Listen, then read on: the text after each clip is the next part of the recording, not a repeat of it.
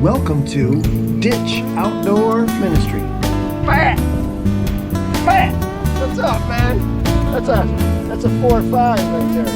That's a beauty, man. You will take that bugger. We're a preaching, hunting, and fishing YouTube channel. That is a beautiful, for this time of year, that is a killer smallmouth. Thanks for stopping by. Now let's get right into the video.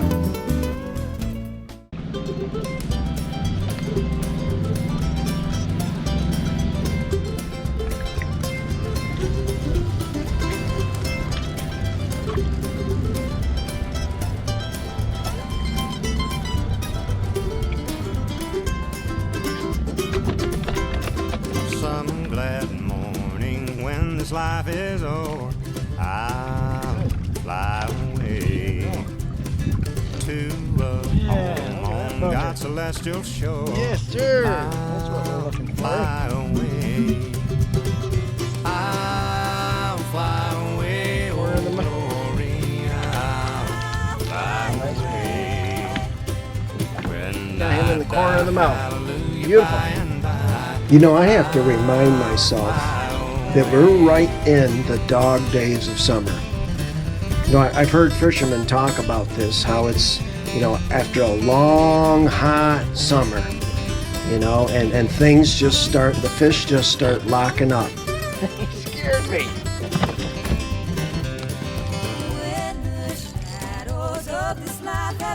There now. I'll fly away like a bird from prison bars that's flown. Kind of funny. I might have I'll fly away. I'll fly away. Oh, to. He choked it. Oh, get her down there in his mouth a little bit further than the others. by and by. I'll fly away. Nice one. Hiding, man, in the shadows. You know, that reminds me of when I took my wife out fishing for the first time this year. You know, of course we got the cameras out. She's not used to that, so she got hooked up with one, and she was trying to go, oh boy, okay, come on, and then you know, she hadn't been out fishing at all, you know, and then the fish jumped, and scared her. Oh! That's what I just did. Fly away, oh glory. I'll fly away. When I die, We've had a couple of bass tournaments come through, so they've had heavy pressure. The water temperature is just about the same as the air, and about this time of year, man, it's just tough to get a bite. when I die, hallelujah, by and by.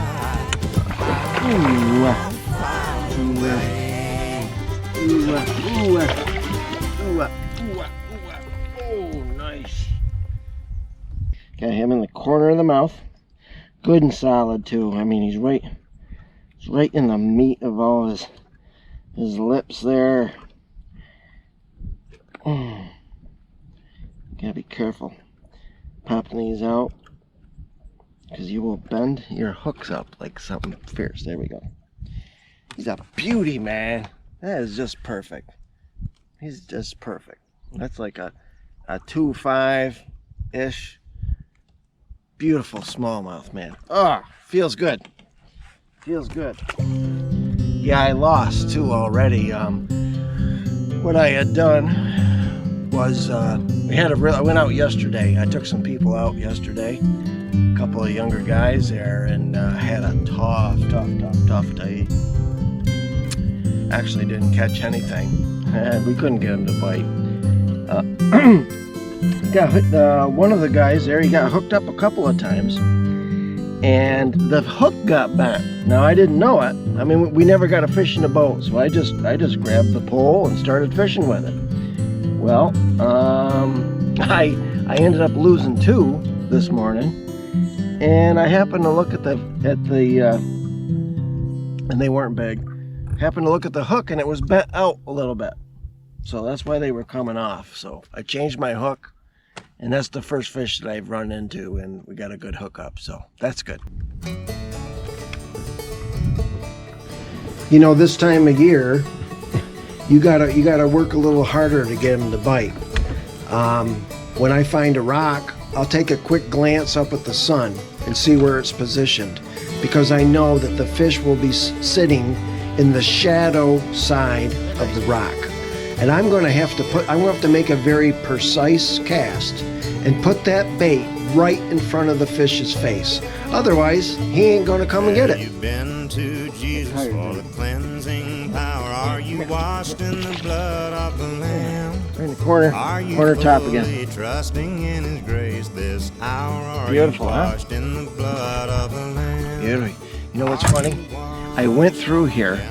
The sun is out now. It was a little bit cloudy. I couldn't see the rocks like I normally can. I went through all these rocks and hit them. Nothing.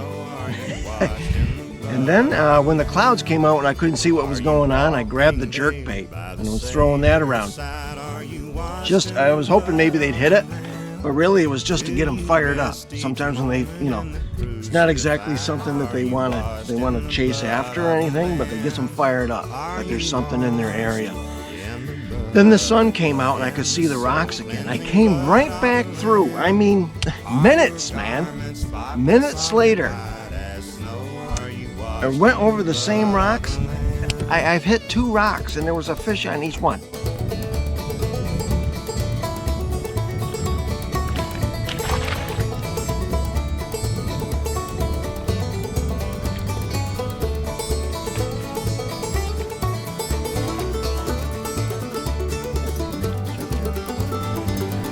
Here I'm in about 10 to 15 feet of water, and I found these big clumps of grass. And I'm just dropping a Senko, wacky rig style, right along the edges of the grass. I'm not dropping it in the middle of it. I put it around the edge. If I find any kind of clearing, a white spot or something like that around the edge of this weed bed, that's where I drop my worm, and they're coming out and just smacking it.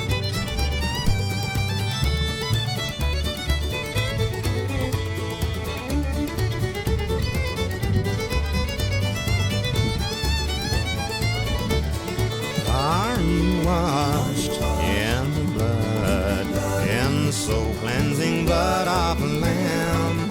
Are your garments spotless, are they white as snow? Are you washed in the blood of Jumped the right in my hand. Are your garments spotless, are they white Son, as is that snow? you? Are you washed in the blood of the Lamb? He jumped right in my arms. There's my boy. That's my son.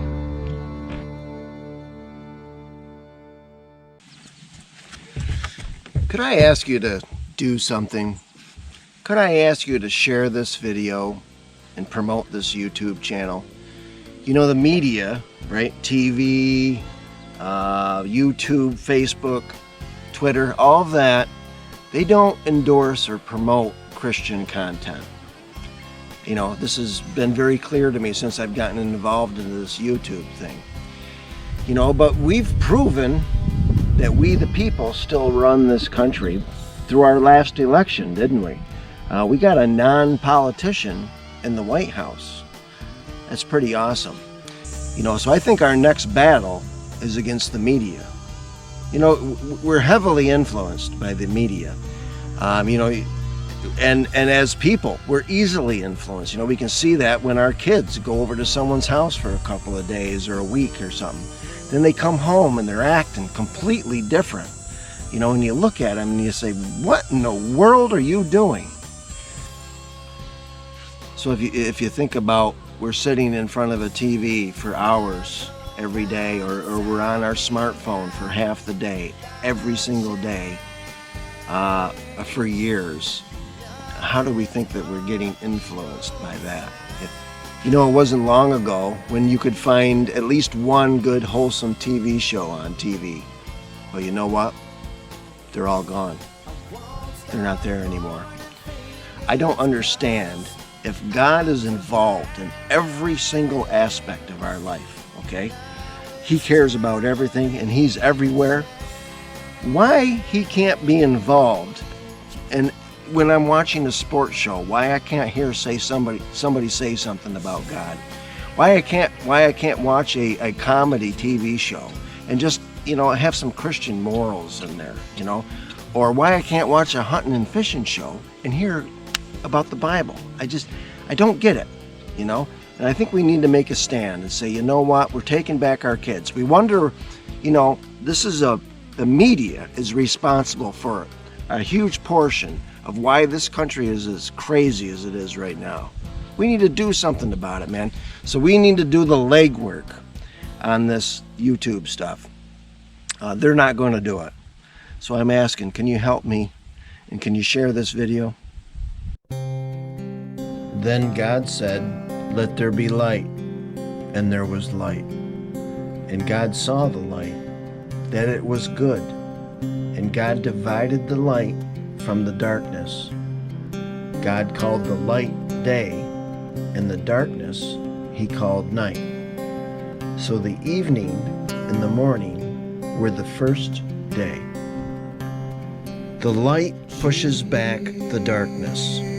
Darkness doesn't overcome the light or snuff out the light. The light recedes. The light shines in the darkness, and the darkness can never extinguish it. God is light, and there is no darkness in him at all. So we are lying if we say we have fellowship with God, but go on living in spiritual darkness. We are not practicing the truth. But if we are living in the light, as God is in the light, then we have fellowship with each other. And the blood of Jesus, his Son, cleanses us from all sin. Friend forever. And this is the condemnation, that the light has come into the world, and men love darkness rather than the light, because their deeds were evil. For everyone practicing evil hates the light, and does not come to the light, lest his deeds should be exposed. But he who does the truth comes to the light, that his deeds may clearly be seen, that they have been done in God. One of the great deceptions of the enemy is that darkness overcomes the light. We've watched movie after movie where evil is portrayed as all-powerful and undefeatable. We hear the music, then we see the vision of what seems to be an unbeatable force. But in truth, it's the light. The light overcomes darkness. Because God spoke, darkness can never extinguish the light. I've always loved that song from DC Talk, In the Light. I want to be in the light as he is in the light. When I think of that, I think of his will. I want to be in his will, I want to be in the light as he is in the light, and I want to be in his will. We heard that God is light. Well, I've heard in the past that God is love. The purest explanation of love is God.